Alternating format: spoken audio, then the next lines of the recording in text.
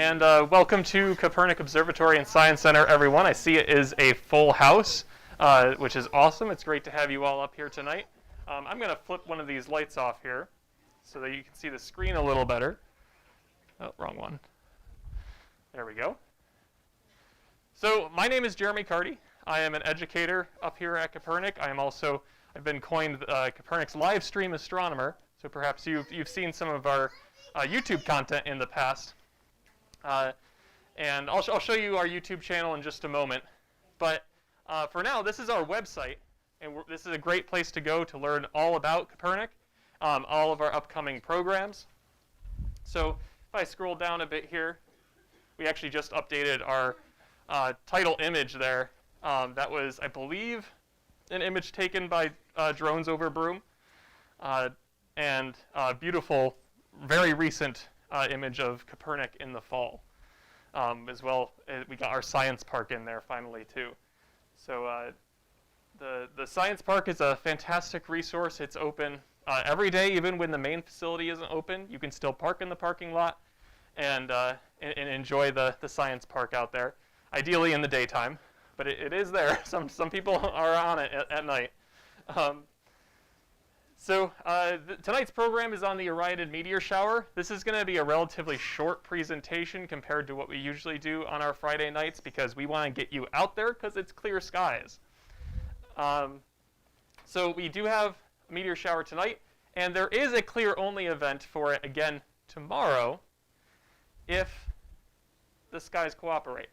So let's see. We go down to the bottom of our page to access the clear sky chart, and what you ultimately want to see across the board here, especially in the top 4 rows, is all dark blue. And tonight, the cloud cover is dark blue. Transparency there is looking pretty decent, about average, at that light blue color. And you're seeing. Now, those are both measures of how easy it is to point a telescope up at objects in the sky and how much clarity you'll get from that. So it's a measure of how much water there is, how many particulates are in the atmosphere, how turbulent it is. And the darker blue those boxes are, the clearer the picture will be. Now, for meteor showers, it's not going to matter too much. As long as you have no clouds, that's a good start, right? And perhaps a rarity sometimes for Binghamton. No clouds and decent transparency in seeing, which is what we have tonight, we'll do well.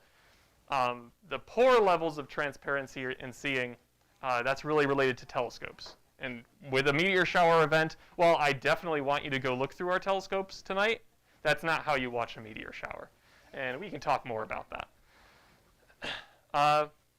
Now, Saturday is also looking good. Now, the cloud cover that you see on Sunday here was encroaching earlier in the morning, the last time I looked at this.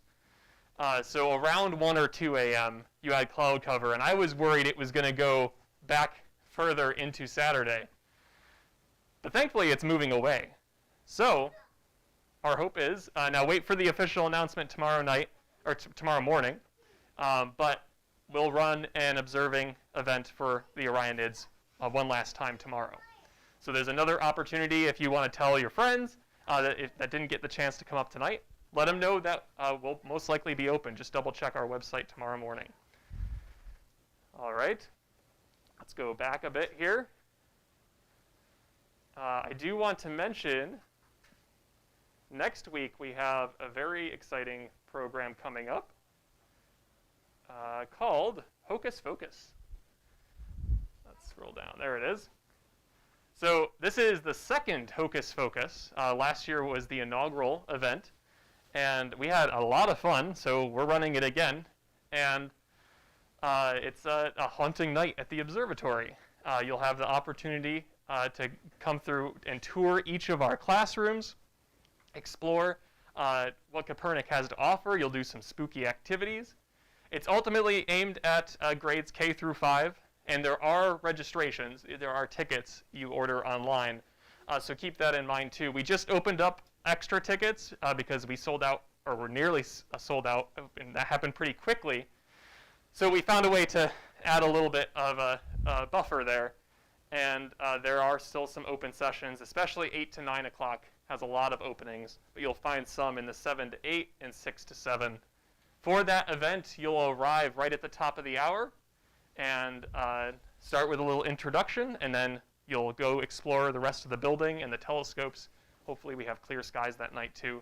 And we strongly recommend costumes. That's a big part of it. It's like trick-or-treating at Kopernik on the 29th instead of the 31st. So make sure you register for that. Buy tickets online.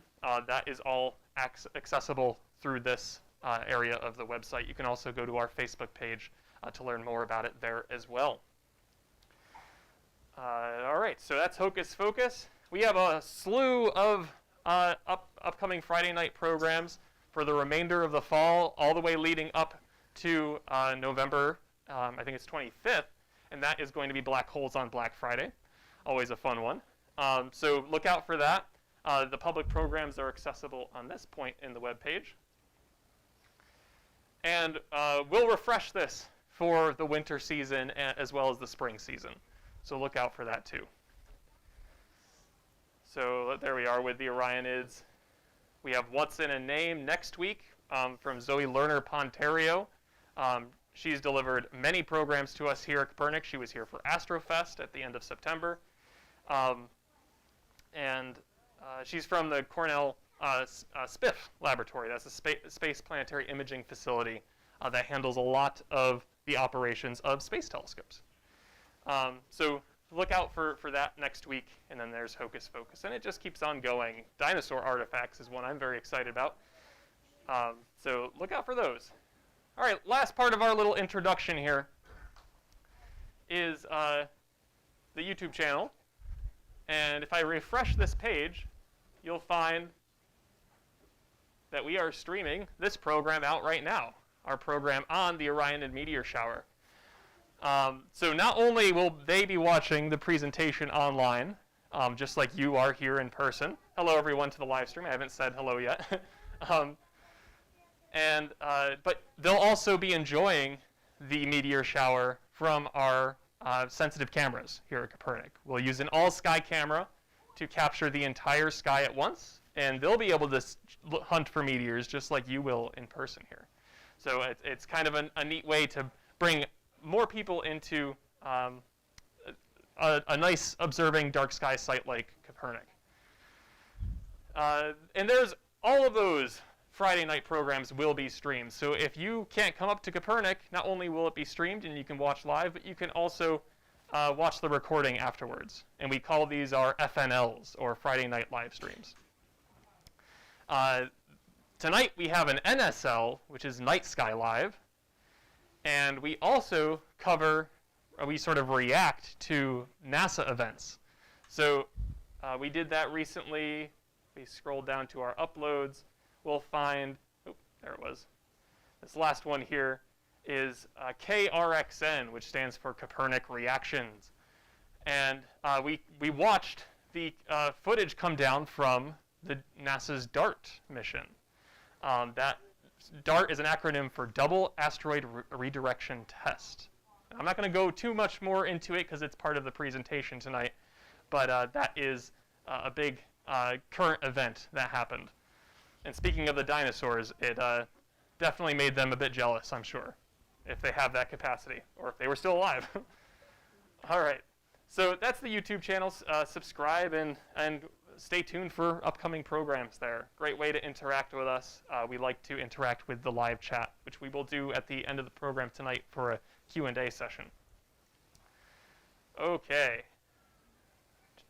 So let's move into the presentation now. Oh, we got to go to the top. And we're going to discuss the Orionid Meteor Shower. Has anyone had the opportunity to view a meteor shower? Raise your hand if you've seen a meteor shower. Okay, I'd say that's about maybe nearly half of you. Now, among my favorite meteor showers over the course of the year are the Perseids, and the Perseids are an August meteor shower. They always put on a show, although this year they could not We certainly saw a couple here and there, but the moon was in our way. And that is a key issue when it comes to meteor showers. So we'll discuss that a little bit, and we'll also see this image again from a different perspective. I'll leave you to ponder what this is showing exactly. All right. So some items we'll discuss. Like I said, this is going to be a quicker presentation. Usually they go for an hour. I'm just going to try to keep it to a half hour. We have meteoroids, meteors, and meteorites. What are all of those terms? We'll talk a little bit about comets, and we'll even try and make one right here. Then we have meteor showers and why they happen. And we'll put that in context with the Orionid Meteor Shower, and we'll discuss some tips for viewing as well. All right, getting right into it, talking about meteors, meteorites, meteoroids, starting with the meteoroid. Does anyone know or recognize this image? Exactly right. Yep, that's Dimorphos. This is the last image that NASA received from the DART mission of Dimorphos. Sorry, that's coming up next. This is one of the earlier stages of that. So as this spacecraft was flying towards Dimorphos, it took as many pictures as it could, and it kept taking them until it crashed, because that was the whole purpose of the mission. This double asteroid redirection test was designed to prove the theory that we could send a spacecraft out, crash it into an object, and change its orbit. And that is critical for planetary defense. It's a pretty major stepping stone that humans have reached. That's why I pointed out, maybe the dinosaurs would be jealous. Because with this, if we advance this technology, we can have the capacity to prevent the next major collision here on Earth that could be an extinction level event. So really critical work that this DART performed. Now they said if they could move its orbit, if we think about how long it takes to orbit an object, if they could move its orbit by about 70 seconds or so, it would be a success. They moved it by 32 minutes. That's way more than they were expecting, and it bodes very well for using this in the future. So if you get ahead enough, if you realize, okay, this asteroid is on a trajectory to hit Earth in next 5 years, there's a really high percentage of that happening. Let's get ahead of it and try and redirect it. Change its trajectory just the slightest bit. And over the course of time, that's going to add up.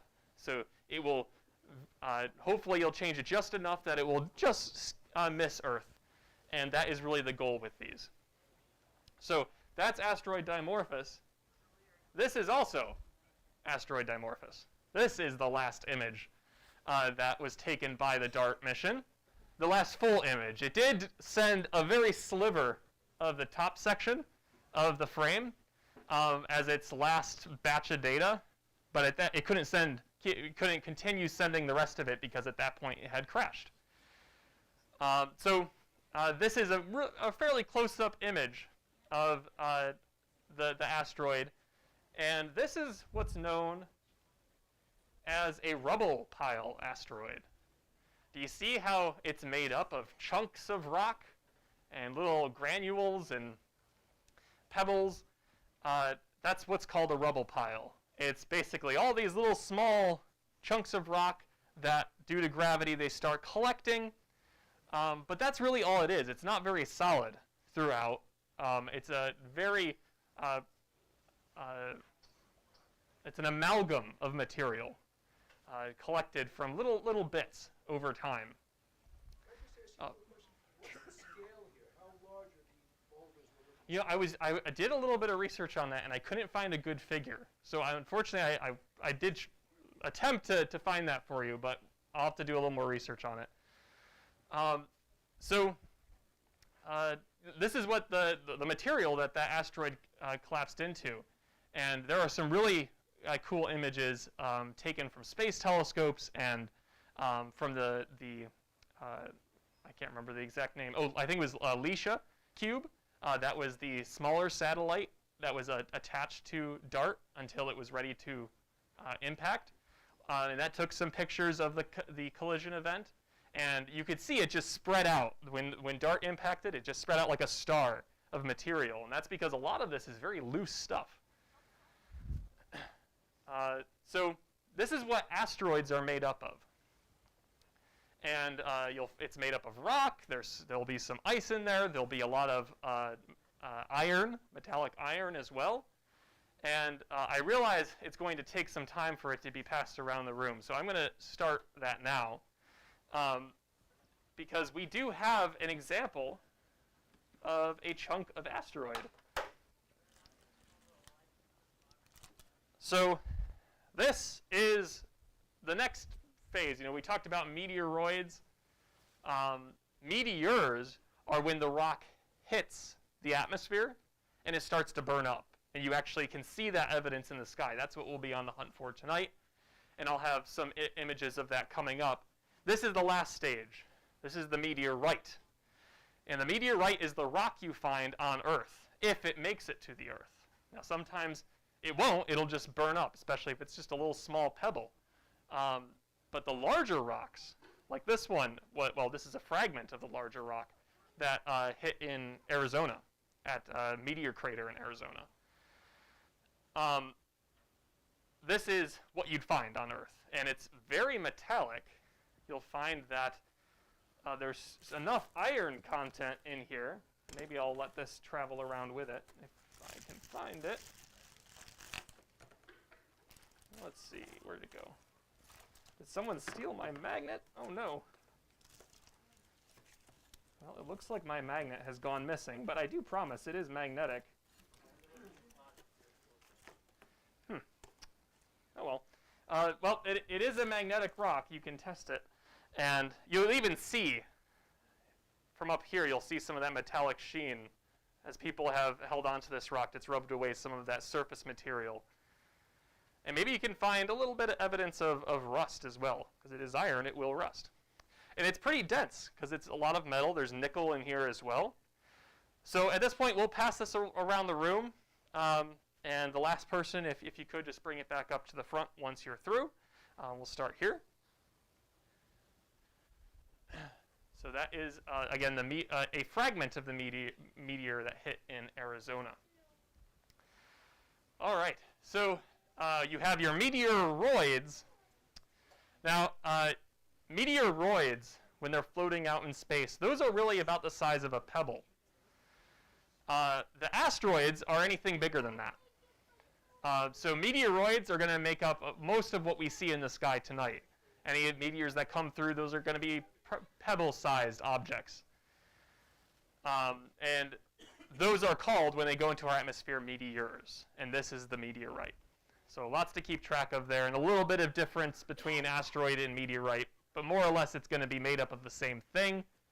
It's just size, and the difference between asteroid and meteoroid. So here's the meteor. And let's turn off this one, too.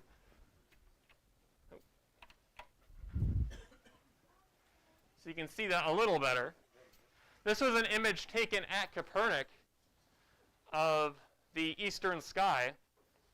You can see the big radio tower that's out there in the image. You can just about see the dome as well, off to the corner there. And if you... Oh, thank you, Art. You can also see the Andromeda galaxy.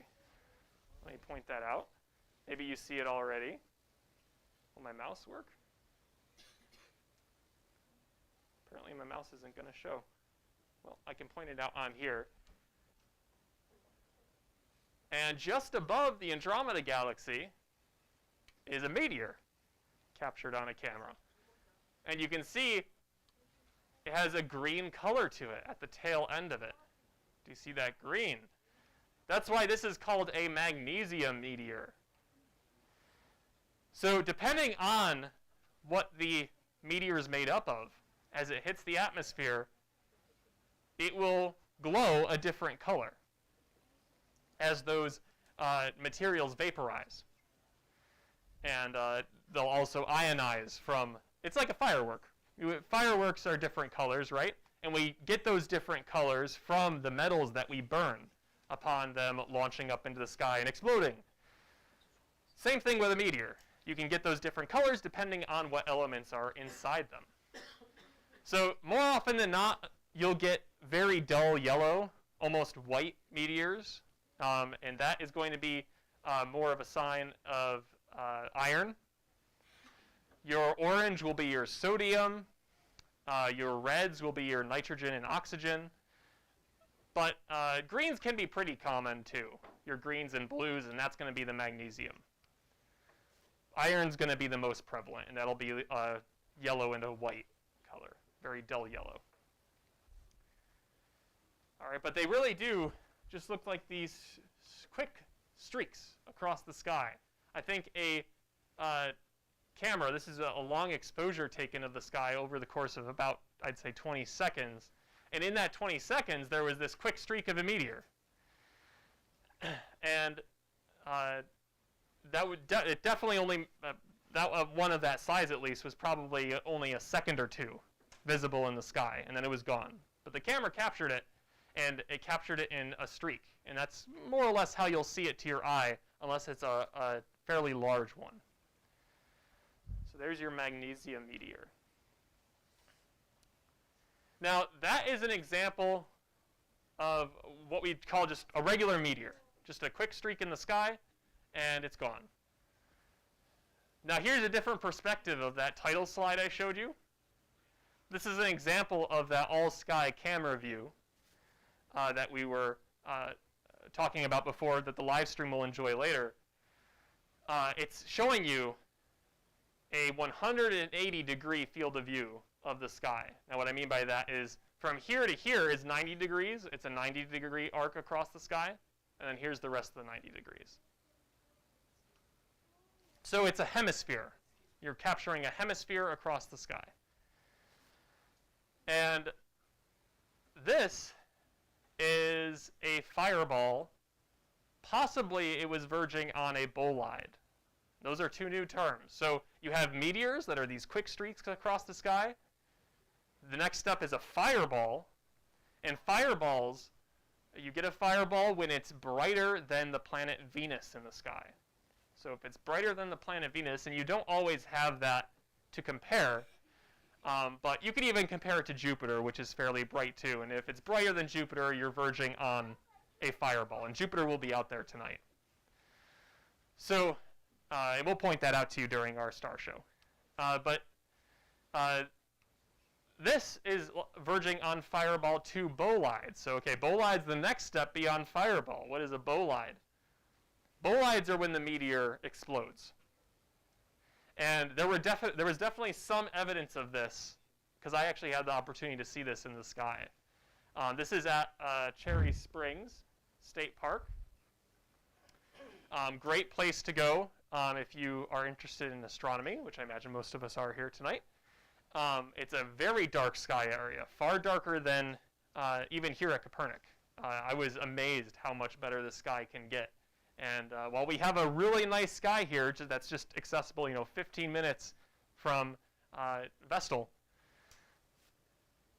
the Cherry Springs State Park really is incredible. You can even see some evidence of the Milky Way in this image. And this was when you were getting some twilight from the sun. So the Milky Way was still visible even in that twilight. It was brilliant. But anyways, back to this meteor, this bolide. Do you see how big it is? It's nearly filling up halfway, a 90-degree arc across the sky. This thing lasted maybe 8 seconds shooting across the sky. And you could just keep watching it. There was enough time to get that initial ooh and ah. And then if you were missing it, you had time to look up, which is not going to be the case tonight in general. We might luck out. You never know. But more often than not, someone's going to go ooh ah, and you're going to look for what they were looking at, and it's going to be gone. So it's a little bit of a game of luck here. But with these ones, you have a lot of time. And this one also, like I said, showed some evidence of some explosions happening off of it. It was some of this material was starting to shoot off to the sides. You could see it, these little sparks coming off as it was shooting across. And you can see roughly where those would have happened. You see this really bright point? That's what sort of indicates that bolide nature.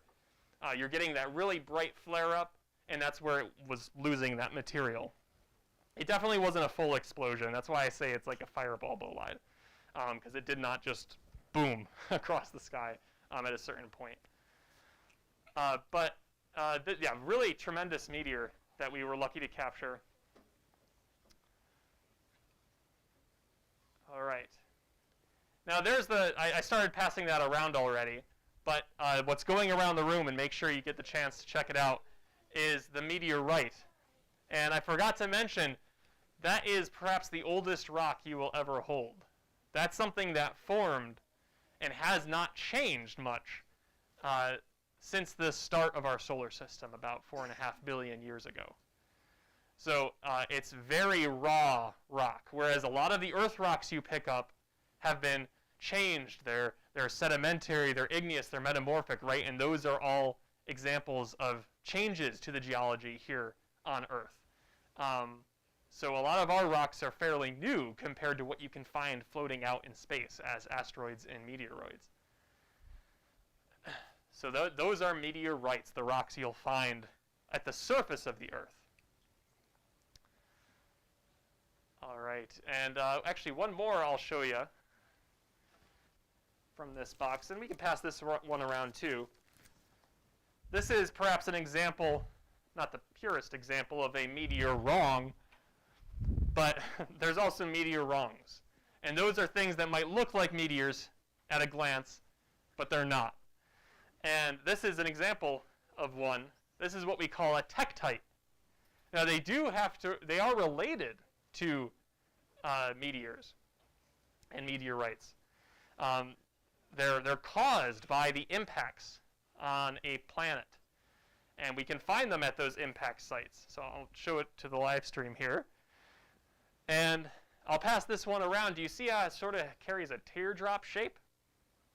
Definitely look at the shape when you get it up close.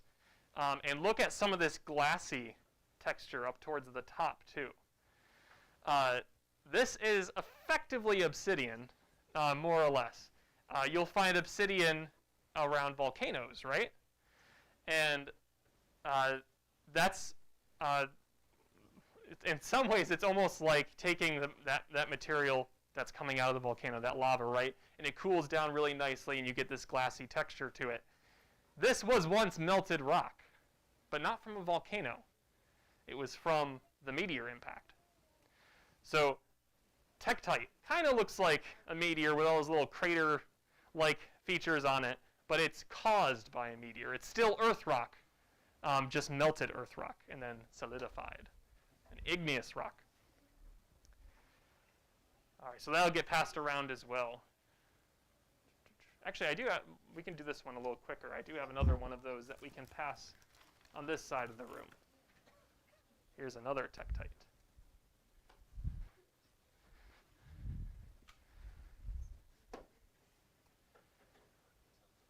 All right, now we get into comets.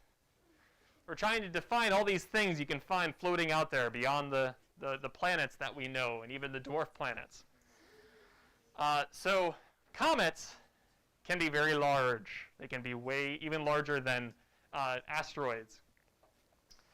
But they're made up not of very much rock, at least, and not too much metallic heavy elements either. These are objects you'll find on the very outskirts of our solar system. They would have formed out there as well.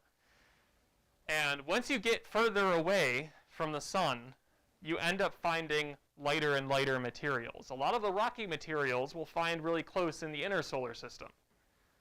The water ice likes to be on the outside. It's like density. And comets are mostly composed of ice, both water ice and dry ice. And I have a little demo that I'd like to show you here in just a moment.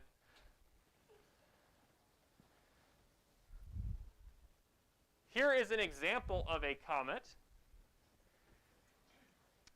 Believe it or not, this was taken through a telescope on a smartphone.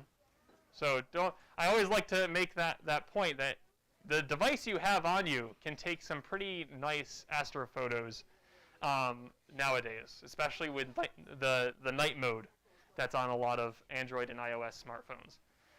So keep that in mind. But this was Comet Neowise on July 17th, 2020. And this was one of our first Night Sky Live events on YouTube. But can you see that green color coming off the nucleus of the comet? This is showing two of the three primary features you'll see with comets. You'll have the nucleus, which is that big, bright, glowing orb. You'll have the dust tail, and the tail you're seeing coming off the nucleus is the dust tail. And that's exactly what it sounds like. It's made up of particulates, dust, and what's that vapor coming off of the comet itself. And then you'll have a third tail called the ion tail. And that's a tail that actually glows by itself. The reflectance you're seeing here is exactly that. It's the light you're seeing from the tail is light from the sun reflecting off of it. The ion tail glows by itself. It's ionized by the sun's radiation, and it emits its own light. So that's actual gas that's coming off of the comet. You don't see that in this image. Neowise, that was a relatively difficult tail to capture. But we did get I think some of our Astro Society or our astronomy club, they did get some images of that with their own equipment. So a fairly recent comet, like I said, composed of water ice and dry ice. So let's try and make our own comet here, our big demo for this presentation. So in this cooler, I have some dry ice. But what is dry ice? I heard it. It is CO2, or carbon dioxide. So it's very cold. You're talking, if you think about the freezing temperature of water, right? That's your 32 degrees Fahrenheit. This is going below zero to get this to be a gas that's out here and turn it into a solid. And while it's been in this box, it's most definitely gotten smaller from the size I prepared earlier. But I overcompensated. So there's plenty in here for what we need to do. I'm going to try and get at least a chunk of it out of here. Now, traditionally, you do not want to touch the CO2 or the dry ice directly, because like I said, it's way below zero. So I'm going to be very careful here to peel off the bag. There's some.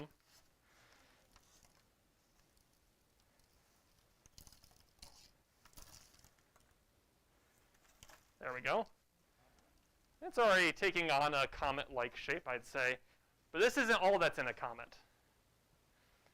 Now, the gas that you're seeing come off of here is actually water.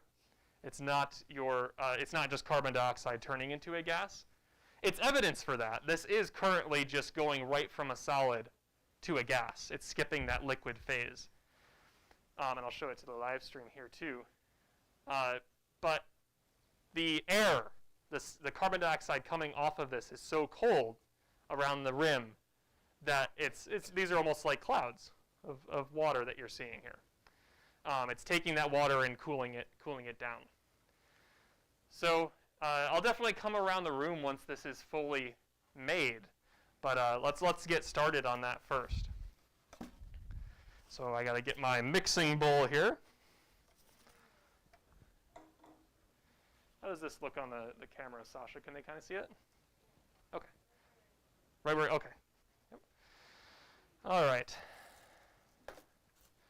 So we got our bag. This is what I'm going to put the dry ice in the bowl here. This is going to be our mixing bowl because we got to have a few more ingredients. So first thing, we need some dust and some gravel.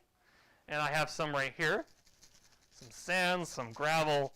Like I said, there is some rocky material in comets. but it's mostly that water and dry ice. So we'll put some gravel in there, not a ton, but enough to make it a dirty snowball. Because that's really, if you were to simplify a comet, that's what it is. It's a dirty snowball. All right, it does have some metallic elements in it, primarily iron. Iron is a very common metal you'll find out there in the universe. So we're going to put some iron in, just like the meteorite that went around. That's composed of iron. There will be some iron. These are just some iron filings that we're going to throw in. All right, then we have our nitrogen. And we're just going to put some ammonia in here to be our nitrogen.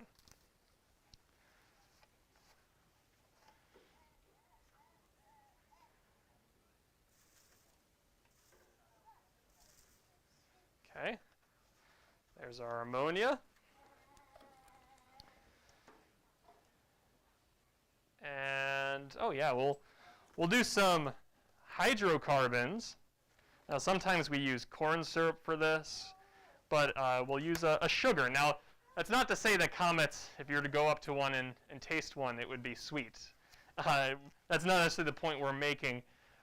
You're talking about hydrocarbons and maybe even some organic molecules that you'd find in a comet, just like you might find in an asteroid.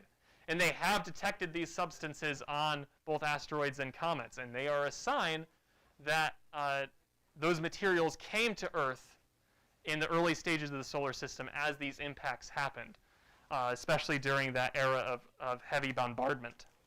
So we're going to throw in some of these hydrocarbons. We just have some nerds here. That'll work just fine.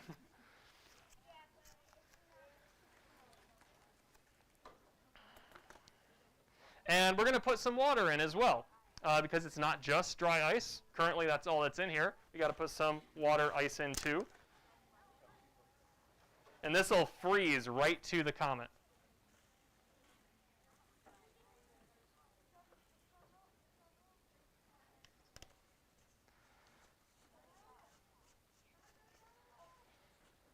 All right. So all together, we have our materials there. And I'm going to put the other glove on so I can crunch and mix it all up to make our dirty snowball.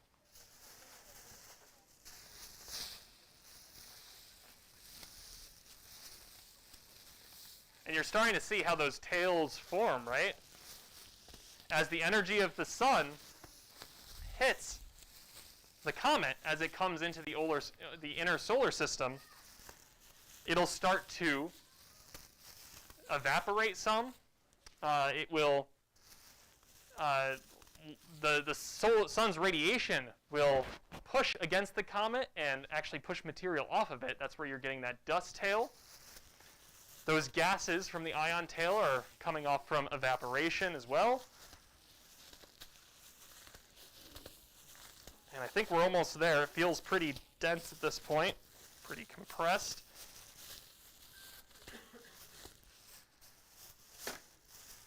Let's see what we have. I think we lost a chunk, but that's okay. I'm going to shake off some of the extra so it's not flying around the room here. I'm going to come around and show you our comet. Now, the dark part here, it seemed like the water took a lot of the material down to the bottom and solidified. So this is water ice against the dry ice of the comet. Not super well mixed in this case, but it does give you the right idea of how this is a dirty snowball. And if I take this glove off, I'll show it to the camera first here. I breathe on it. That heat from my breath is like the energy from the sun. And you can see it's forming that tail. And that tail is always going to be in the opposite direction of the sun, where the sun is shining. So I'll come around the room. We can't pass this one around. It's very cold. But I'll come around the room and show you. Sure, yep, feel free if you'd like to take a picture as I come around. And as I move a little bit, you'll get a little tail coming off as well.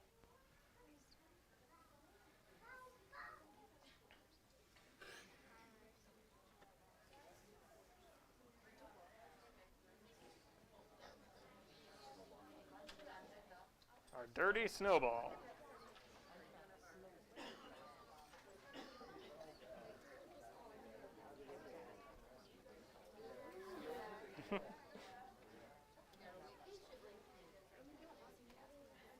You might be able to feel some of the cold coming off for sure. That cold water vapor coming off.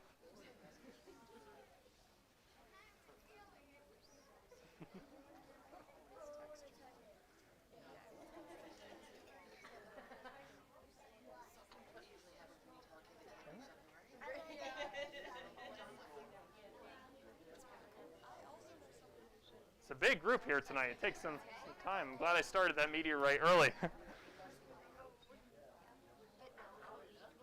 you can see the nose. Yeah, yep. Our true comet might not be as colorful, but it would have those hydrocarbons in it. Isn't that cool? Don't touch. Oh. Got it? All right. You're welcome. All right. So there's our comet. My fingers are getting very cold at this point, even through the gloves. So I'm going to put it back in its home here. Oh, we lost the water. Really was just a shell. All right. We'll let that evaporate. Now, sometimes when comets get too close to the sun, they will, sometimes they outright just fall into the sun. Other times they get too close and they'll just explode. So when we're all excited for this big comet that's going to appear really nicely on, in our skies, it just has to make its way around the sun. A lot of times it doesn't make its way around the sun. So that does happen from time to time. So there's our comets. We did that. So now let's focus in on the Orionid Meteor Shower.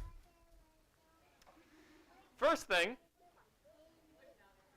let's see if this will play. Yep, this little animation. So where do meteor showers come from? This is where we can tie everything together. Most of the time, they originate from comets. Now, it's not we won't see comet Halley tonight, but the dust trail, the material left behind, the same thing we were seeing with our comet we made here, that material is left behind in space along its orbit around the sun. And every year, depending on the source of that material and the meteor shower you're interested in, you run into that material. So every year around this time, we hit that dust, the diffuse dust from the comet. Same thing with the Perseid meteor shower. You run into these debris fields that are left behind by comets in space. And that's what's happening this evening. Now, Comet Halley's debris field, we're not running through the core of it, where a lot of the material is. It's very diffuse on the outside, and that's what basically gives us the rate at which we'll see these meteor showers. So tonight, we can expect maybe 20 to 30 meteors per hour. Maybe a meteor every 2 minutes. Sometimes it can go up to 60, depending on how close we are to that core of material. But this year it sounds like we're expecting that 20 to 30. To compare, the Perseids can sometimes reach up to 100 per hour. That's why I said Perseids are among my favorites. But the Orionids are, especially this year, they're going to hopefully put on a pretty good show because there's no moon. And the moon, while we love to observe it, certainly, and when that's the focus, all the better. But otherwise, it gets in our way. It's very bright, and when you're viewing objects from here on Earth, it blocks out a lot of objects in the sky. It's similar to light pollution, right? You'll find some light pollution over here in our northern sky coming from Vestal and Binghamton. So you can look for that when you go outside. But yeah, that's a similar effect. You'll get this glow in the sky coming from the moon. And we want to avoid that when we're looking for dim objects like some of the meteors we'll see tonight. All right, so why are they called the Orionids? Well, if we know the constellation Orion, which is in this image here, I'll point out the red bright star is Betelgeuse, really big supergiant. Then you have the belt, Orion's belt, these 3 stars in a row. Here's his leg, and his left leg, his left shoulder, and the head is up here. That's the constellation Orion. This is a real image taken at Kopernik. And right here, you have the Orion Nebula. And that's something that's just about visible to your eye in the sky as well. So that's the constellation Orion. And this is where the meteors will appear to come from. We call it's the radiant point. So while it's not quite the same, like if you look at Orion, you're not going to see all these meteors streaming out of it. It's really just where you can always trace back. Even if a meteor flies, if Orion's over here in the east, like it will be later on tonight, you might see a meteor shoot above your head. But if you trace that back, you'll find the tail will point to Orion. And that's what we mean by the radiant point. They'll all appear to come from Orion. So tonight, Orion will be rising in our eastern sky. And that's why if you may have heard that the best time to view this is around 2 or 3 in the morning, when Orion is not over here, but up here. And that's very true. Orion's going to be higher in the sky. It's going to be out. When you're looking up, you're looking through very little of the Earth's atmosphere compared to when you're looking down at the horizons. The less atmosphere you look through, the clearer the picture will be. And that might be obvious tonight, given the conditions. You might see on the horizons, there's not as many stars. But looking straight up, there's a lot of them. So that's the ideal time. But even when Orion is below our trees, or even below the horizon, you can still see meteors, still see the Orionids coming out. So that's really why it's called Orionids. Basically, the way we're moving through this cloud happens to line up with the constellation Orion, and that'll be the radiant point. It's just a matter of trajectory and where this material is coming from. That's why with the Perseids, they'll appear to radiate from Perseus. So tonight we're focused on Orion. There's the constellation Orion.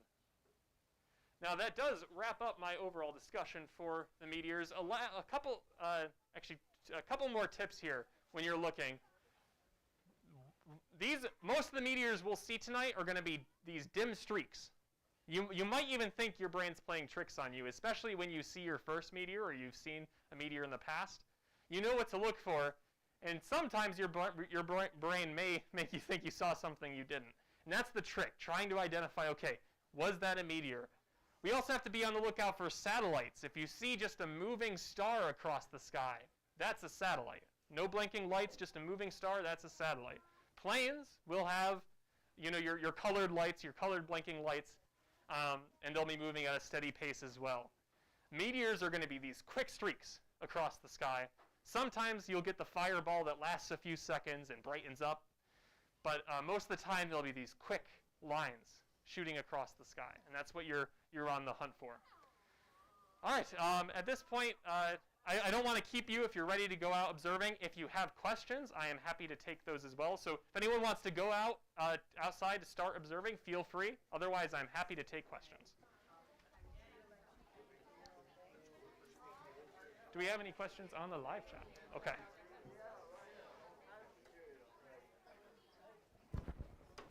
Oh, yes.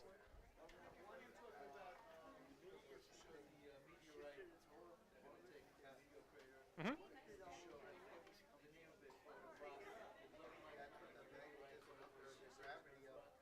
Oh, yeah, those are the tektites that were getting passed around. Yep.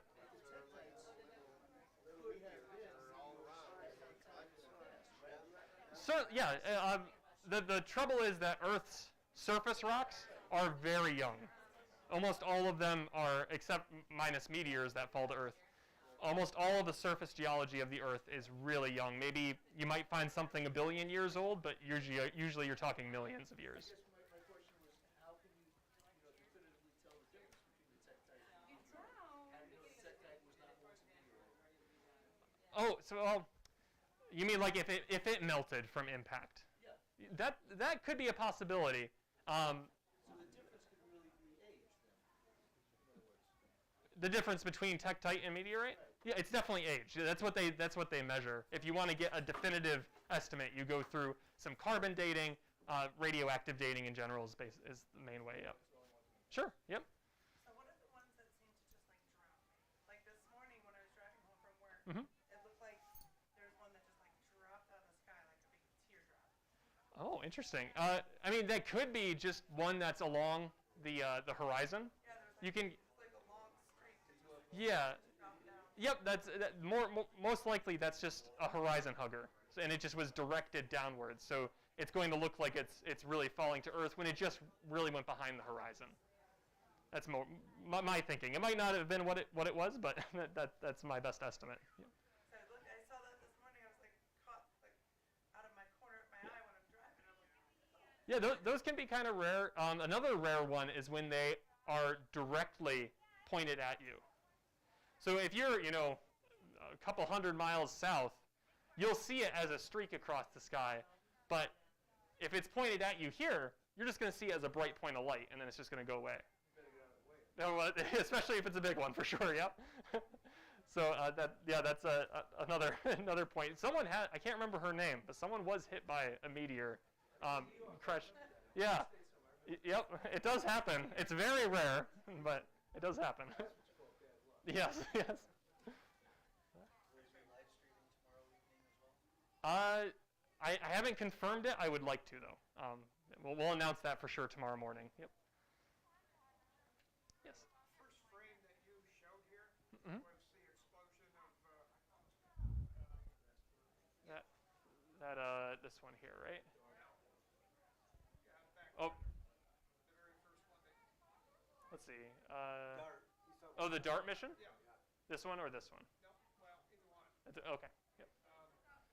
What explosive material did they send up there underway, or was it just impact? It was just impact. Yep. Just mass and momentum shifts, which is really incredible that's all it took to get that 30.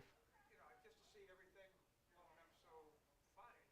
Is there explosive material other than impact that went with it? Sure. Yeah. I mean, it's definitely another thought is to use nuclear arms to. Yep. Yes. Yep.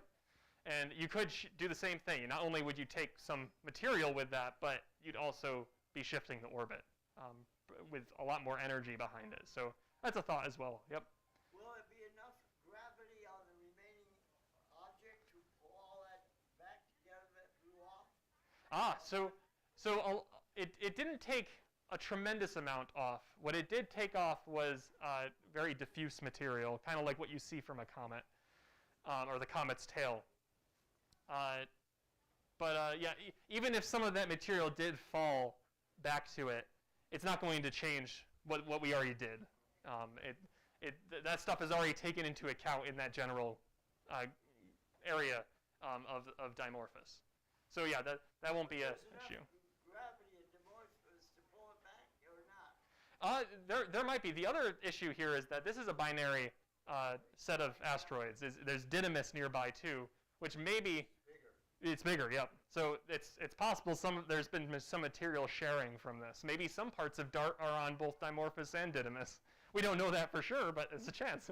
Just Was this, dual, binary object chosen because it's a very small orbit and therefore a change in trajectory would be easier to see? definitely. Yep. You have that. You have Didymus for comparison right there. You have the orbit of Dimorphos around Didymus before, and then you have it after, and that's really what they were heavily focused on. Because if they did this with an asteroid that was orbiting the sun, let's say, the change in trajectory might be so small they couldn't even measure it. Right, exactly. Especially, if you're talking about a really big object that is a threat to the Earth, DART wouldn't necessarily have been enough to change it. Yep. You'll need a bigger object. So, just for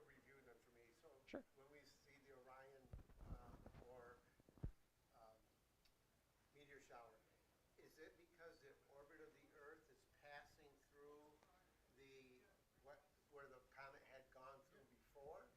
Yes. That's why Yep. every year it's at the same time? Exactly right. Yep. It has this debris field that follows the orbital path of Comet Halley, and that's what we're running into each time. Yep. Why don't you explain why it's after midnight? Isn't it has to do with the rotation of the Earth as the Earth turns?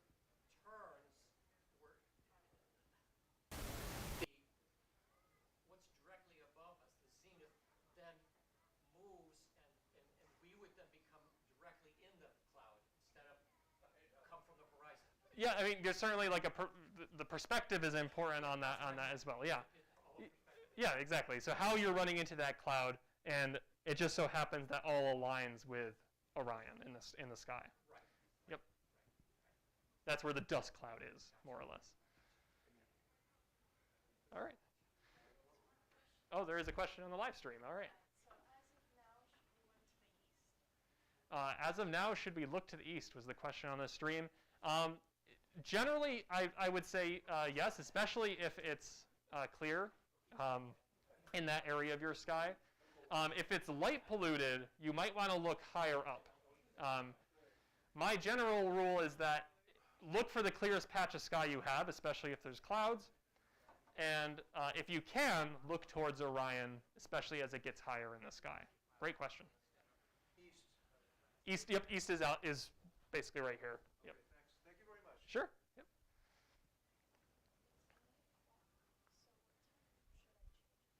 Oh, let's do 9:30.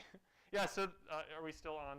Yeah, we are still on. So those on the live stream, we gotta take a little bit of time to set up the cameras for you so that you can get that all sky view. But as we mentioned during the show, the later you view the meteor shower tonight, the better. So we're going to get the all-sky camera set up, and we're going to get our wide-field camera on Orion as soon as it appears, so that we can see that a detailed radiant point, and we'll also see that all-sky view with maybe 5-second exposures. So if you've been to our meteor shower streams before, you're very familiar with all this. But if you'd like, just stick around in the YouTube page. We're going to bring up our intermission screen. And around 9:30, we'll hopefully be all set up for you. So we'll see you in a bit.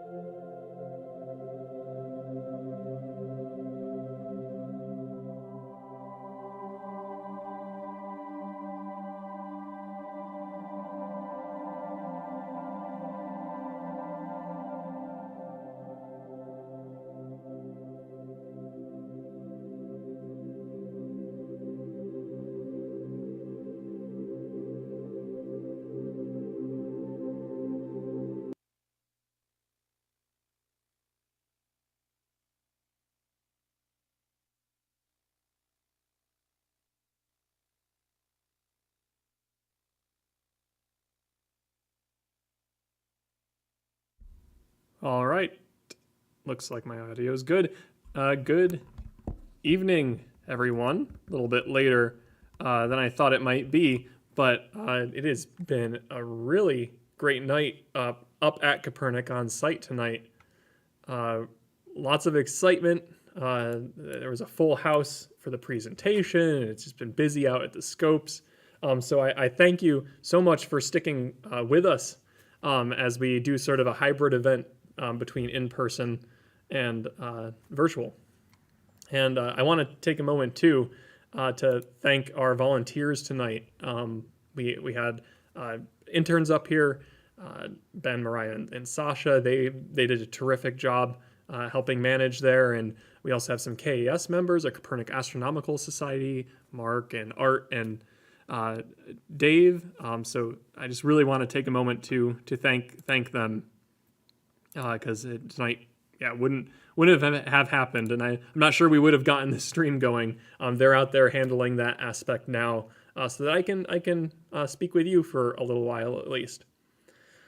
But yeah, there's still people out at the observatory. We're in space science where we had the presentation earlier, and it's all quiet in here now. But very busy night. So we're thankful for that.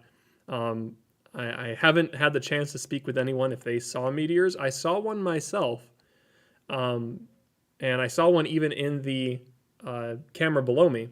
That's the wide field camera that's just showing you an approximation of where the radiant point is, because I believe Orion is still making its way up above our tree line here. And let's take a look where we're at, how much time we have until we get to see. Oh, yeah, it's actually the Orion's belt is just crossing the horizon at this stage up at our site. So we will continue to see that play out. See if that works a little better. All right. So I am going to field some questions as usual. We have quite a few viewers tonight, it's just great to have all of you. For our classic Kopernik meteor shower viewing, if you haven't attended a virtual meteor shower at Kopernik before, we usually try to give you two views. One is an all-sky view. Now the camera, and this is usually the case for any all-sky camera, it can be a challenge to capture video at a high frame rate of the sky. So right now, in the big window where you see a 180 degree field of view of our skies here at Kopernik, that is from a ZWO monochrome camera with a special lens that's giving you that full sky. So from tree line to tree line, there's a little bit of clipping. If you look towards the south, we were able to match up the compass directions, and those are nearly perfect. If you look to the southern sky there, you see some of our building. So there's a little bit of obstruction there, but otherwise it's just tree lines, and then off to the east you see that tall radio tower out there as well. But that's not going to obstruct too much, and in fact that's where I saw the meteor earlier. Then the camera view below me is more of a video feed. If you remember and visited us for the the Milky Way live stream, this is the same setup there. This is a Sony A7 III camera with its sensitivity cranked way up so that we can see some stars, constellations, and video of meteors shooting across the sky. Now, it's not an all-sky view, so if there's some outside the field of view there, we're going to miss it. But it will be video footage. I'm currently recording that to the disk, a full video, so that we can look at it later. So I know it's a little window there. Let me know in the chat if you'd prefer the big window or the little window. In fact, is this... Oh, I forgot. I have poll features. I'm going to create a poll so that if you would like to answer this, again, to differentiate in the poll, I will say, let's see, can we add, is it only yes, no questions? Let's see how we want to format this. Oh no, we can change it. So my question is going to be roughly, what window do you want to be the biggest? And the largest window right now is the all sky camera, giving you a full view of the sky with updates every 5 seconds. It's taking 5-second exposures of the sky. And then the one below me is a narrower field of view, only a portion of the eastern sky. You can compare. This is the radio tower. You see that in the all sky camera. And then over in the smaller window, you see that same radio tower. So that's the eastern sky where Orion is rising. That is what we'll call the eastern camera. How's that? Eastern camera. And all sky camera. Okay, so that's what I'm putting. Those are the options in the poll. Do you want the big window to be the all sky camera, or do you want it to be the eastern camera? And maybe I'll put that. Yeah, let's add some text to the screen. So we'll label these cameras. Paste duplicate.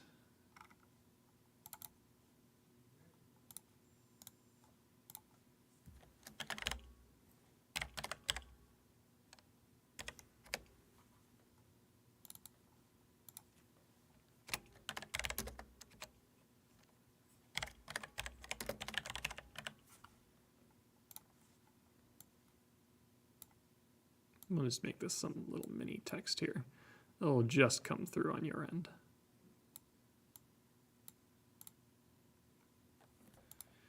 That looks good.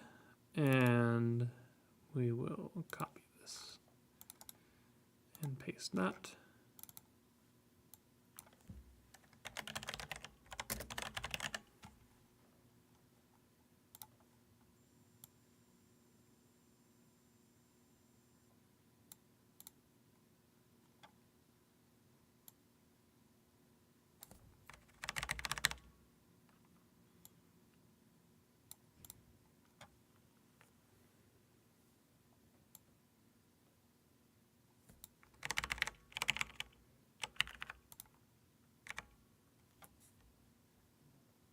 Apologies for my clicky keyboard. All right, there you go. We have our all sky camera and we have our eastern camera. And in the chat, I'm going to ask. Oh, thank you, Ethereal Luna, for your $20 donation. I greatly appreciate that. We at Kopernik here all thank you. We are funded off of support like our viewers and our attendees to our programs. So that's what ultimately keeps us around. We're a nonprofit organization, and any little bit helps. So if you are in a position to contribute to Kopernik through a monetary donation, you can do so in the chat. Or if you prefer PayPal, there is a link in the video description. Thank you again. All right, let's put this poll out there. I'm very curious to hear your thoughts. And like I said, I am going to field some questions as well. Let's see.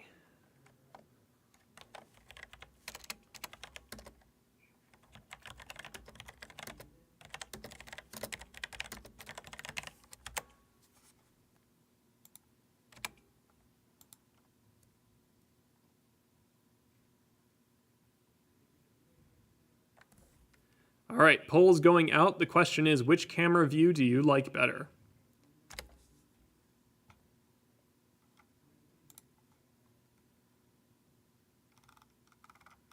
So if you'd like to take a moment, I'll give it a couple minutes here. If you'd like to answer that poll, and we'll see which one we want to switch it to.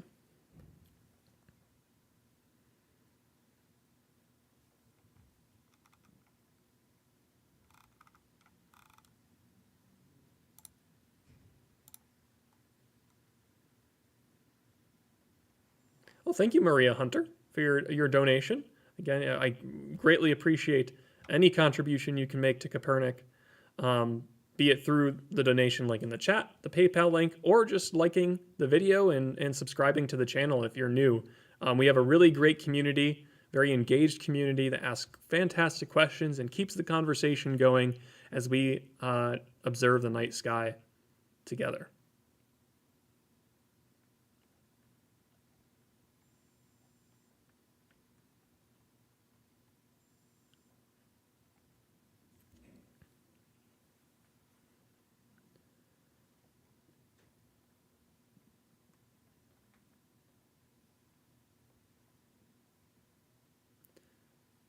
Again, I realize the poll has already started, but just for anyone new that is just joining in, we have 2 camera views, well, 3 if you count me, hello. We have 2 camera views, the all-sky camera and the eastern camera. And the all-sky camera is 5-second updates, so it takes a 5-second exposure and gives us the frame. And the eastern camera is more like a video. So on the all-sky camera, meteors are going to look like streaks, just a single streak across the sky. The eastern camera, you'll actually be able to see that meteor move.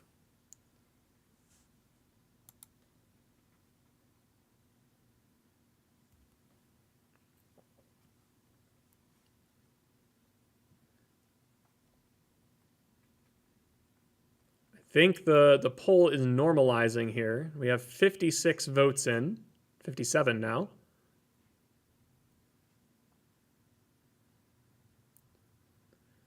We have, let's see, 170 viewers.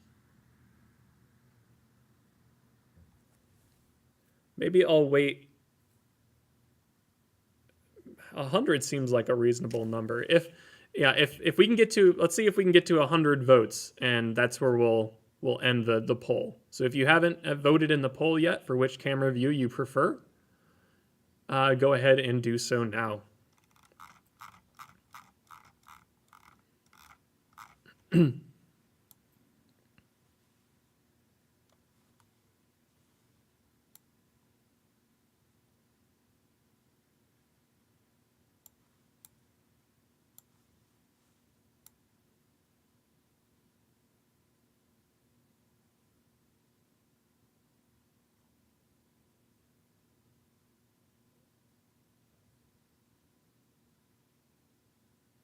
Yes, I promise. I see there was a question about from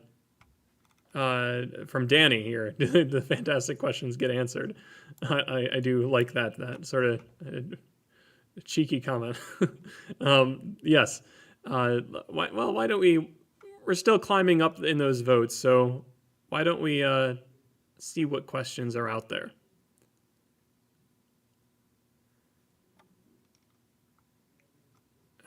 Let's see. Alton, Bradley, the Orionids are remnants of Halley's comet. Yes, they are indeed. Oh, this is a great question. One I'm not sure I know the answer to off the top of my head. We might need to do a bit of research here. It says, as the Earth traverses their path, so running through that material that Comet Halley left behind, what is the relative speed of these objects? Yeah, that is a fantastic question. So why don't we see if we can find something about that?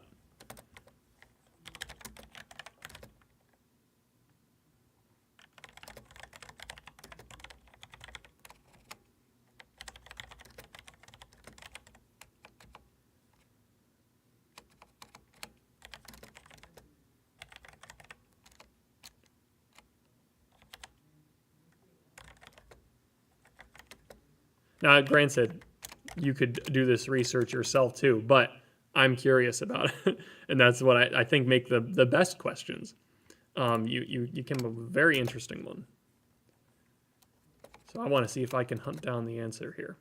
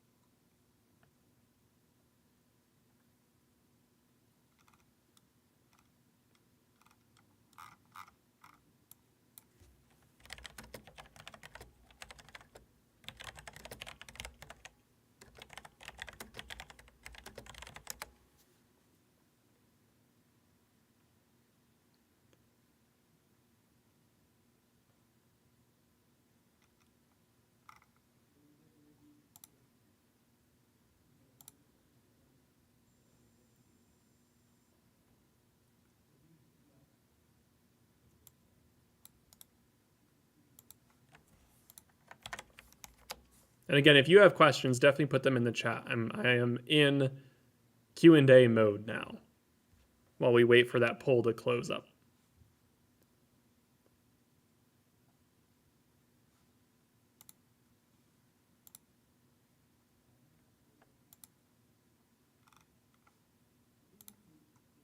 So I found a figure. Last time Comet Halley passed through the inner solar system, and when it reached perihelion, it was moving at 122,000 miles per hour. Now, if you think about how these dust lanes work, these debris fields left over from the comet, it's really the materials being blown off from the solar wind pressure. You know, your solar winds are coming through, and it's partially that energy and the solar radiation that's blowing material off the comet. And when that material is blown off, it's still going to be moving pretty quick. It was just slowed down a touch from the comet itself. So again, this is me just kind of thinking about this, doing a thought experiment offhand. So this is going to require some more research, but my thinking is that debris field is definitely moving at least in the thousands of miles per hour, if not moving towards those tens and hundreds of thousands of miles per hour, because that is when it was in the inner solar system, which is what we're passing through. We're passing through that part of the debris field.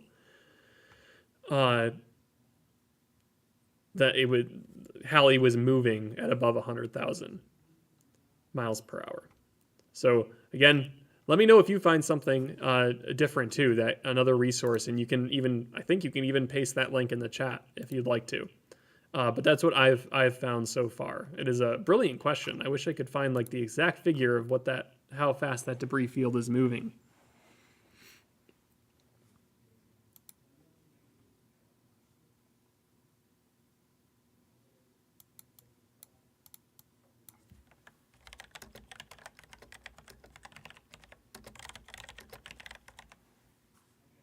Let me see if I can move my mic away from the keyboard so you don't hear the clicking so much.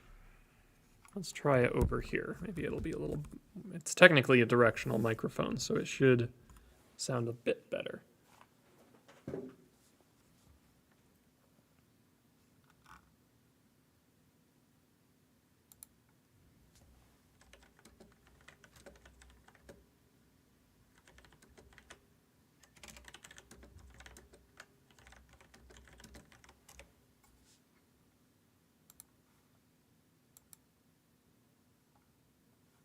All right, let me go back to the chat here so we can answer your fantastic questions.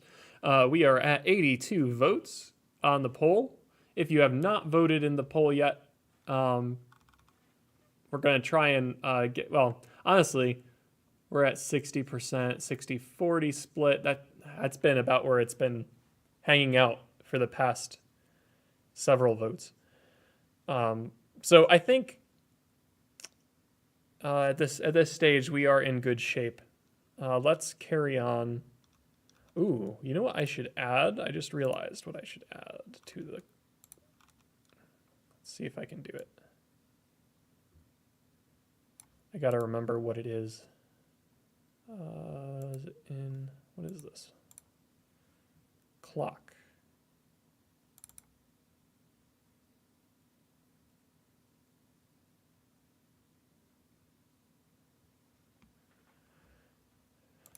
It's a web browser source?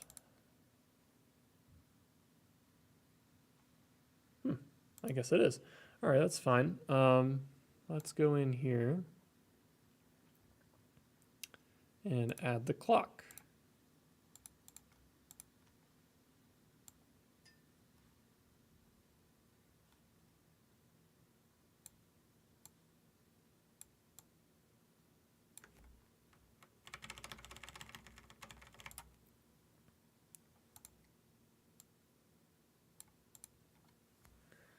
All right, so we have a clock right now in the all-sky camera view, so that if you see a meteor, put it in the chat and list the time so that we can confirm later on. So yeah, at this stage we'll end the poll. It's split between 60-40, so the all-sky camera has it. We will leave the stream as is for now. I will say I do have the Sony camera, the Eastern camera, set up to record its footage as well. So if we find that it's delivering something interesting, I may put together a video later on that takes some of those meteors that were seen, and that way you can see it on the full screen. It'll look a little nicer.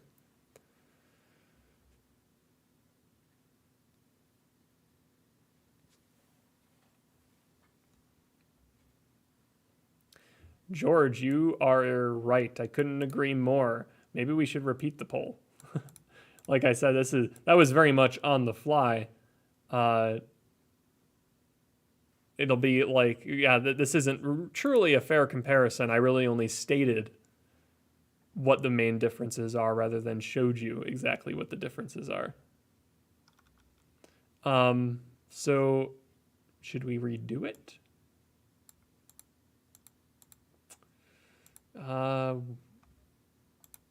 Let's see. Well, one thing, I do not have a scene set up specifically for the Sony cam yet, the Eastern camera. So let me go and make that just to have as an option.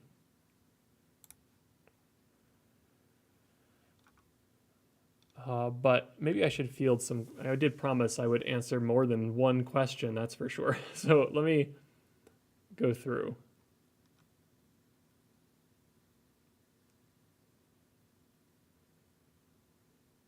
Lane the Gamer asks, what's your favorite thing about space and when will this happen? So as a great question, I don't know if I can narrow down one specific thing that's my favorite about space. I know that's kind of cheating, but I mean, it might be a little bit cliche, I suppose, but I would say its vastness is the thing that fascinates me the most, and how little we actually see of it. And on that front, also how lucky we are that we can see what we can see, that we're not deep into the core of the Milky Way and everything is obstructed by stellar light and cosmic gas, and we luck out being on the rim of our galaxy, because yeah, certainly we see some of it, but if you were deep into the core, and whether a stable solar system and biology could exist towards the center of our galaxy is another question, but if we were more towards the center of our galaxy with so much more material surrounding us, we won't be able to see much. But because we are where we are, we can unlock some of the secrets of the universe. And I think that's pretty fascinating. And in doing so, we also can only unlock so much. And of course, that will continue to grow with time. We'll learn more and more. But even then,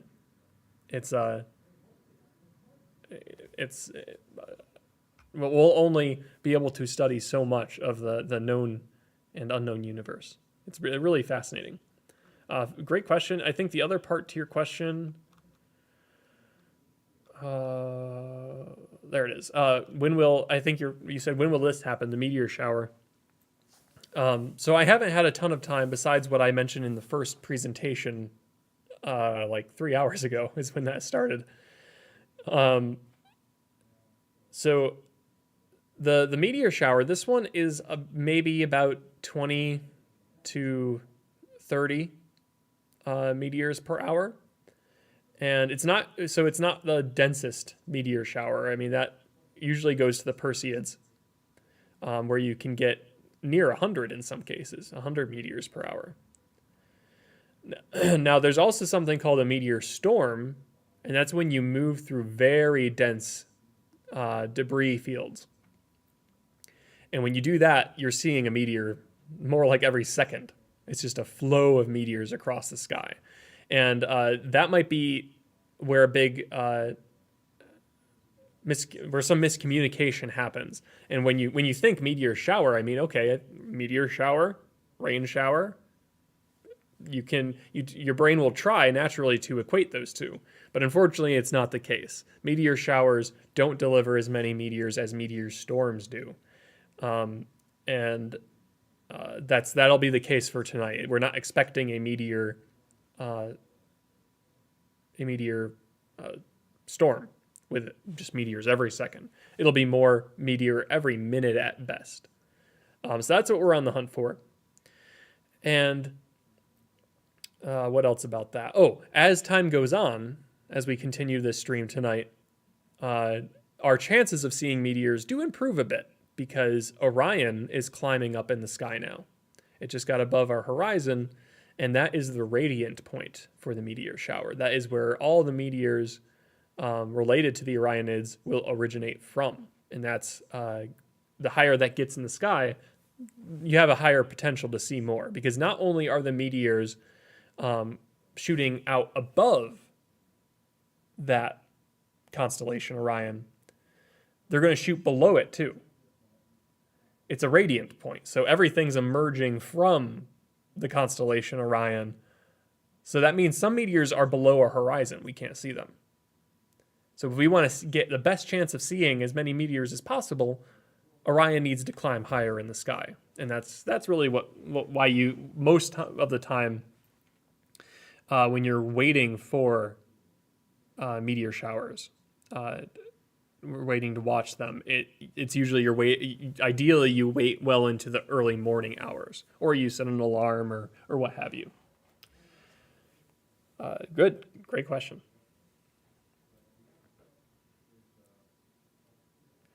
Danny Quill asks, could you explain further how the 5-second exposure camera works? I can indeed. So I wish I could show you it. Well, actually, I do have something that looks like it. Let me show you what the camera looks. It's basically the same.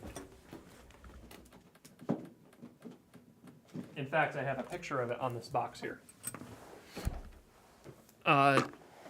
So this is basically the camera we're using out there.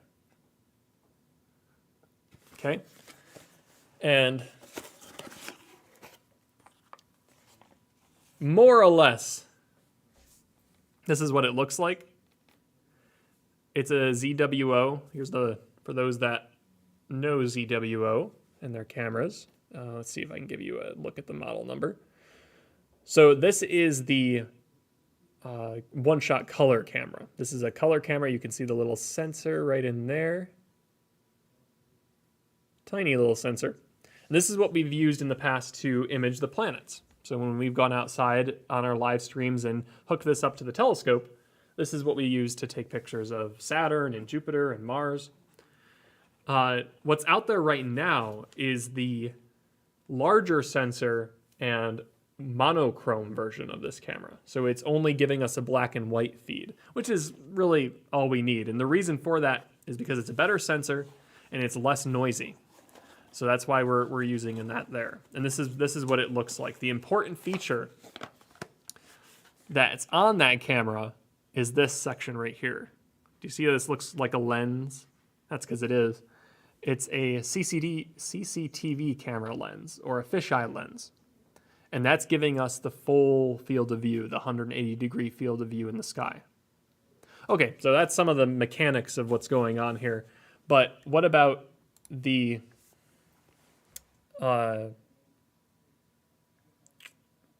exposure, like you asked in your question? I think some of that information was necessary to answer this here. So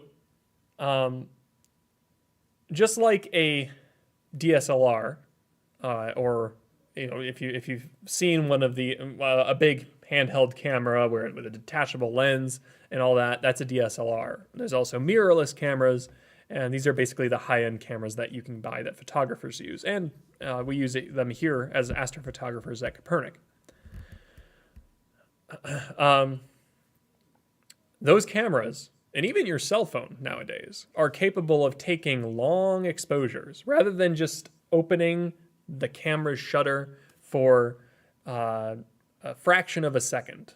Maybe if you're taking a picture outside, you're taking an image that takes 1/1000th of a second to snap. Okay, you can increase shutter speed to take in more light. So if you're in a dark environment, you're going to want to expand the time that shutter's open so it can collect more light from the scene. Now, in doing so, you run the risk of issues with motion. So, for example, if you're a photographer and you're taking an image of a basketball game, people are moving back and forth really quickly, going up and taking a shot on the hoop. Pardon my lingo. I'm not. I've played basketball, but I'm not. It's been a while. So you shoot the basket, and in that motion can be difficult to capture on a camera because you run the risk of motion blur. So you gotta get the settings just right. How quick of a picture do I need to take? For astrophotography, you need a lot of time to capture the stars. Now, what's great is that the stars aren't going to move much on you. You can, without any sort of tracking equipment, you can take 30-second exposures without too much star trailing. So you can open up the camera sensor for 30 seconds and collect all that dim light from the night sky. So here, to give us kind of a video, it's not quite video quality, but take a look in the eastern sky right now. Okay, this is going to be a great example. There are 3 planes, I think. Maybe one of those is a satellite, a little hard to tell. But in the eastern sky, you have 3 objects that show up as lines, but those are actually planes. So in the span of those 5 seconds that we're getting from this camera, you have blink, blink, let's do it this way. Blink from the plane, blink, blink, blink, blink. And the camera spits out a frame that includes all of that light capture from the blinking lights on the plane. And again, this is done in an effort to brighten up the image of the sky so that we can see stars. You can even see some of the Milky Way stretching from the west to the east, that little fuzzy bit in the view. And so that's really what we're looking for. Same in the eastern camera below me here. You probably saw those planes blinking along, but they're more like points of light. And that's the difference here. The big window is your all-sky camera that is giving us frame-by-frame 5-second exposures. So if at any point within those 5 seconds a meteor flew by, you'd see it as a streak of light. Whereas the frame below me is showing us a video feed. It's about 4 frames per second. So it's not the highest video, speed video ever, but it is delivering more frames per second than the one next to me. This one here. In fact, the one next to me, the all-sky camera is only delivering 1 frame every 5 seconds. The eastern camera below is giving us 1 frame, 4 frames every single second. So this is video, this is frame by frame. So I hope that cleared things up a little bit. I know it gets into some photography lingo for sure, but it's the nature of what we're working with this tonight to view the shower.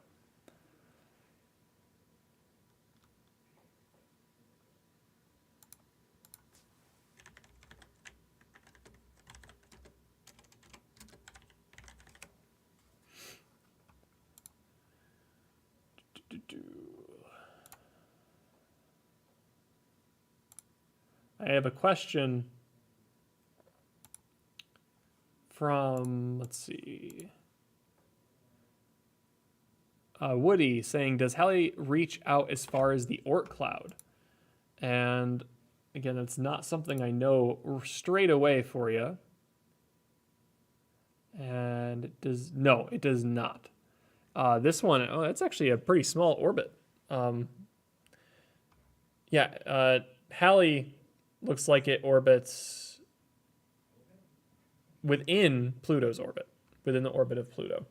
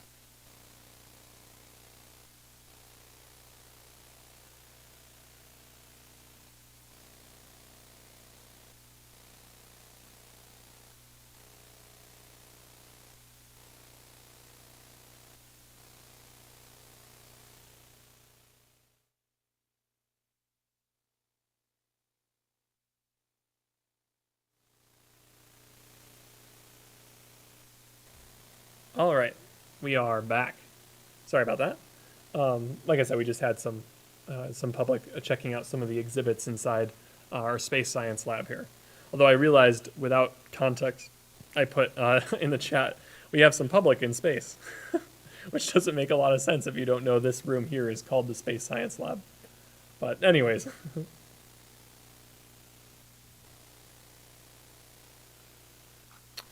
Oh, let's see. Let's turn off. What's going on here? Mute that. Oh, I think we doubled up. Sorry about that. I think we doubled up the audio. I think that's good now. That's off.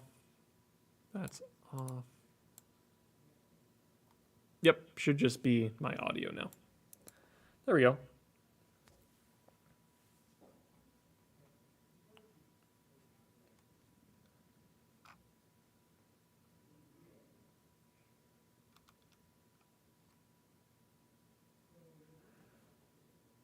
All right, getting back to questions here. Let's see, it skipped to the bottom again, so I'm going to work my way up until I see something familiar. Habe asks, why is the donation not available in my region? I'm not sure exactly. That's interesting. Unfortunately, it's not something that we have a lot of access to, like the controls on how, like regional controls. That's not something we can adjust. That's on Google's end. But if you are in a position to donate and would like to, there is a PayPal link in the video description, and that should be more open if there is restrictions on the YouTube version. But yes, apologies, it's not working through the chat. I'm not sure exactly why that would be.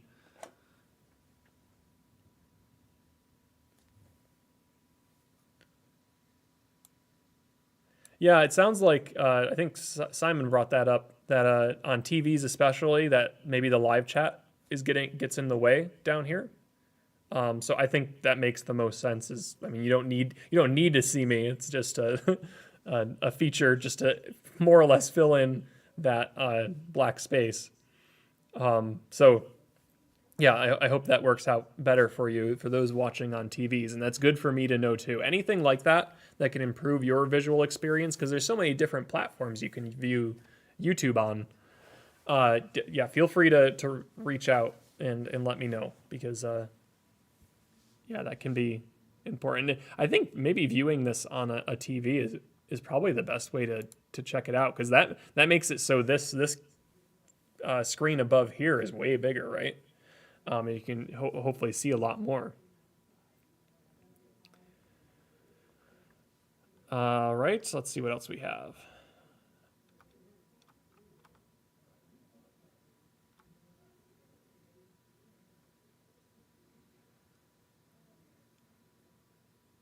Someone is asking if they will be able to see it in Massachusetts, and if so, which direction. Yeah, Massachusetts, mostly the same case for here. Where you are, Orion is just rising in the eastern sky, and that's the radiant point. My overall tip for everyone, though, is wherever you are, and I'd love to hear from some of you as to what your conditions are like in the sky right now, where you're located, and maybe tag your location there too. Obviously nothing specific, just your general location. And let us know what your skies are like. But yeah, it's not too far off from where we are. We're in Vestal, New York. So it's going to be the same thing. Look to the eastern sky. More than that, wherever you are, look for the clearest patch of sky you can. That's going to be your best window to this meteor shower. If you look in the all-sky camera, do you see how there's a lot of haze around the rim of the circle, around the horizon? And that's coming from our atmosphere. When you're looking close to the horizon, you're peering through more of the atmosphere. Whereas when you're looking up towards zenith, which is the center of our field of view, that is much clearer. You're looking through far less atmosphere, and you're going to see more stars and potentially more meteors. So that's a tip as well. Even though the Orion is the radiant point, it might not be ideal conditions where Orion is, especially as it's rising. And if you have clouds, then it's not worth looking that direction at all. So look for the clearest patch of sky you can. That is my recommendation.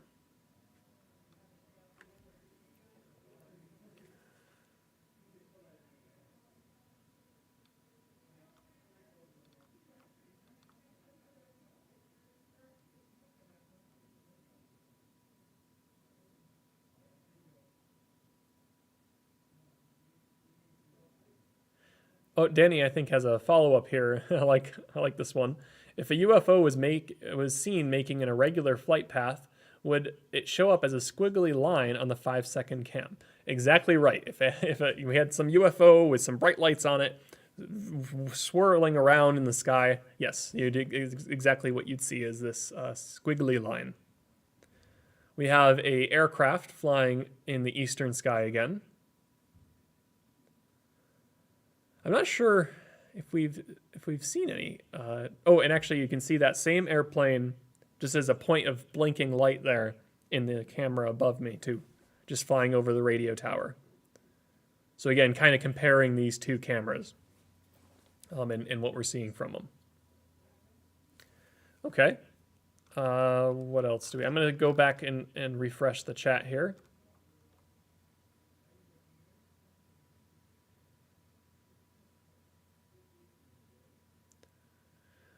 So Michelle asks, is the patch or stretch across the upper left to the right portion the Milky Way?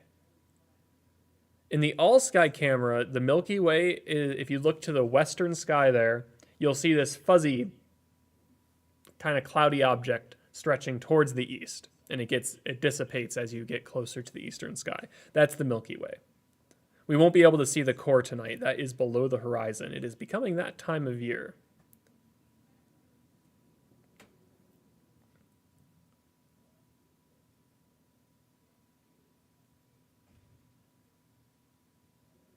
Stacy says it's very clear where they are, just south of us, and found a star cluster we've never seen before. Ooh, very cool.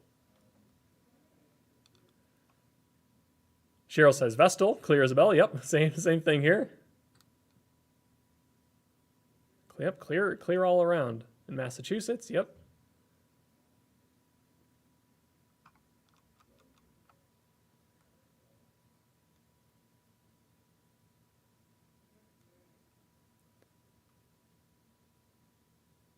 I think it's Diane. Is that right? Smith? What time is it going to cross Texas? So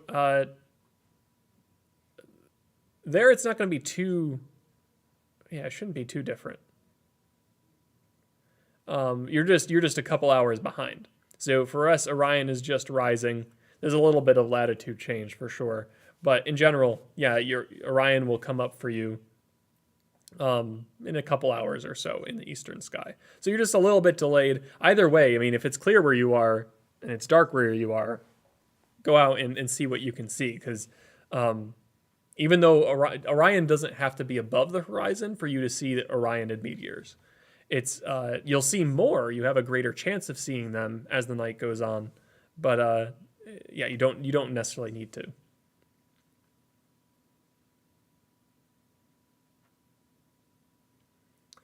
Oh, hey, GH Fear. Good to see you as well. Welcome to the stream. And Paper Moose says, do you have a southern camera? Not currently. As of right now, I just have my 2 cameras set up. That's about at the limit I have, the capacity I have presently. That would be very cool, though, is you could have a stream like this. Get rid of me, right? Bye. Or even just turn off my camera. But you could have a stream like this and fill in the space I'm filling with different directional views. So you'd have an eastern, a western, a southern camera, which for us probably would make the most sense, because do you see how there's some glow in the all-sky camera towards the north, a little bit more than there is in the south? And that's true because there's more light pollution that way. So for us, it probably would make sense just to have the 3. Oh yeah, you can see the trees moving in the breeze out there. It's pretty windy up here tonight. But yeah, you can see those trees blowing in the breeze.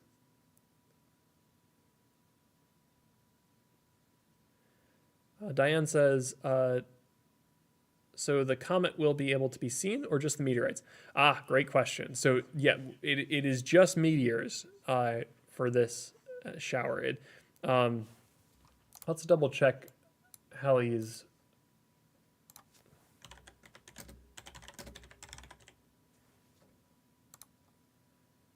2061 is the next time Halley's comet will show up in that orbital path. But yeah, these meteor showers are purely just the debris field that was left behind. Excellent question. But yeah, 2061 is the next time for Halley's comet.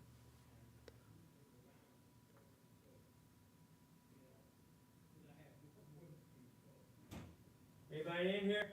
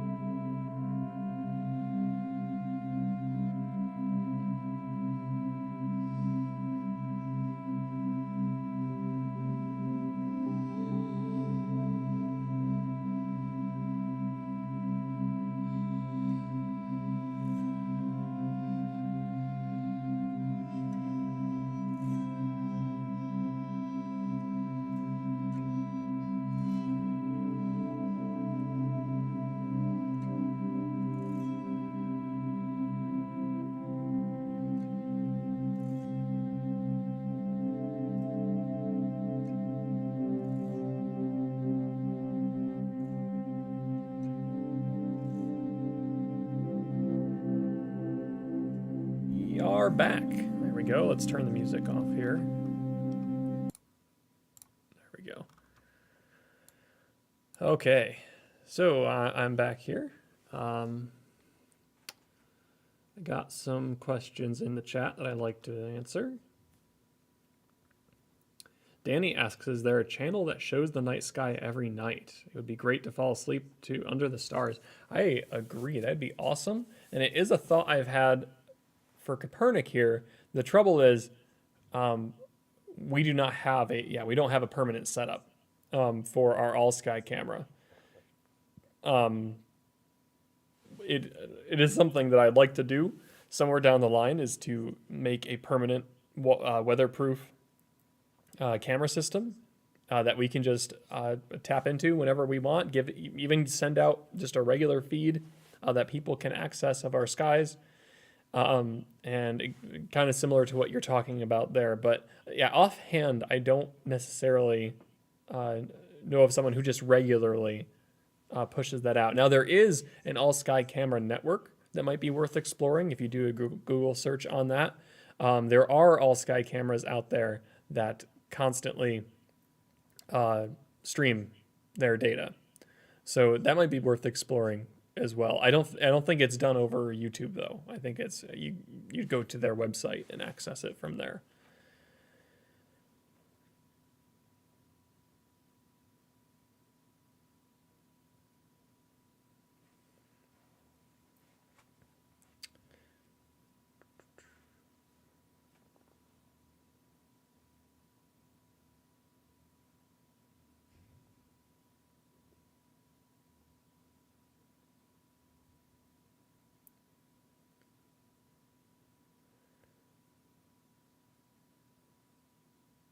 Taji says, this is peaceful, not gonna lie. I realize I am disturbing the peace now that I turned off the music.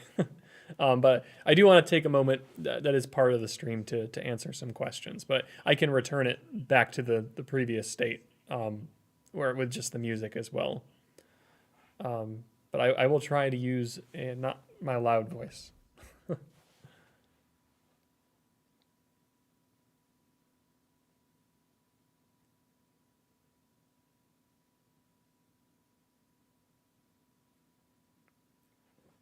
Where will this meteor shower be visible?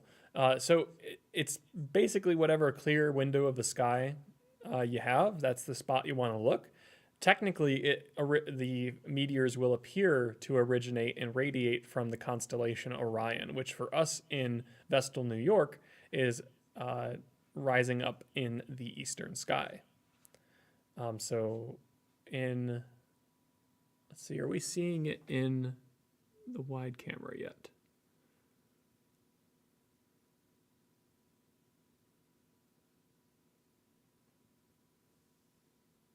I might go out there and adjust a little bit to see if I can get around the building, because I think some of Orion is obscured by our building there.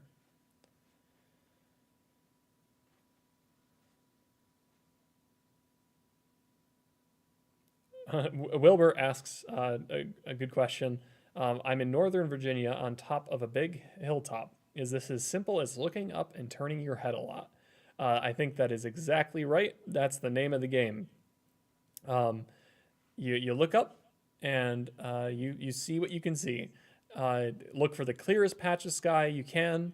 Again, like I said, it does originate in the eastern sky, but really it's just whatever clear window of sky, whatever clear patch you have, and that's what you want to look for. And if you're observing with people, like we are outside tonight, we have several publics still here. You'll find that they are, you'll get people saying, "Ooh, there's one," and everyone looks in that direction, but they missed it because they're pretty quick. The ones that last a few seconds are rare. Usually they're within the span of a second that you'll catch a meteor.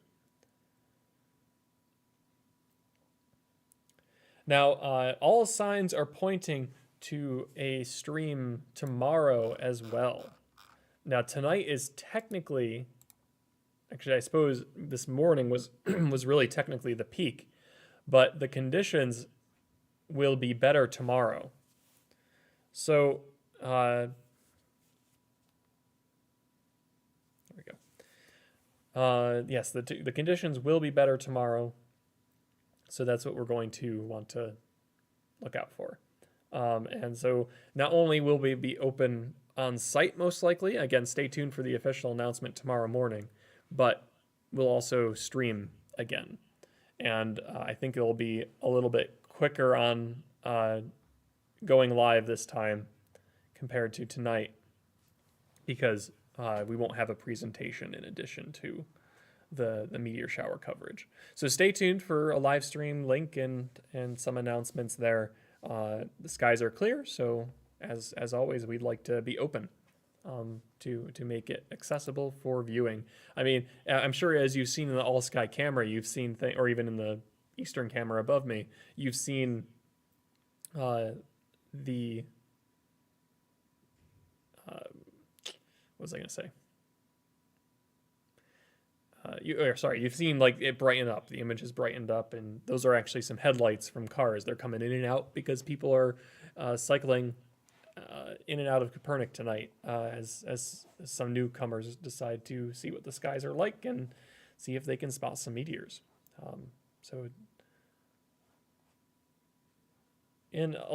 Maybe what I'll do too, because questions have kind of slowed down a little bit. I do wonder if there's another camera I can get out there. I'm trying to think if there is one more that I could use to fill up this view where I am, but I don't think there is. Not one that's sensitive enough for what we'd like to do. What are our thoughts on this, I wonder?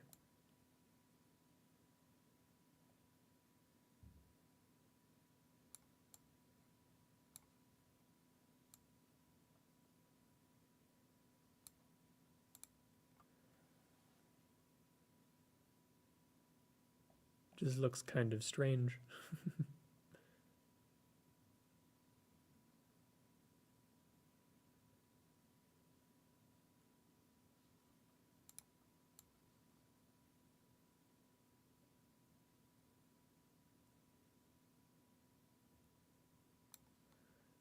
All right, we're trying something a little weird here.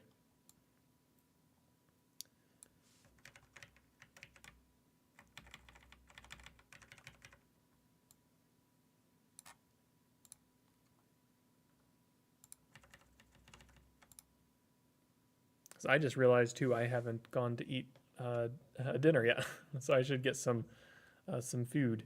But what do you think of this? I rotated the eastern camera 90 degrees so that you can see more. And it'll look bigger on your screens. So we won't do a poll for this one. Just let me know in the chat what you think of that view there. It's a little weird, a little upside down, or sideways, I guess, really. But it will show you more. So I'm wondering if that's the way to go.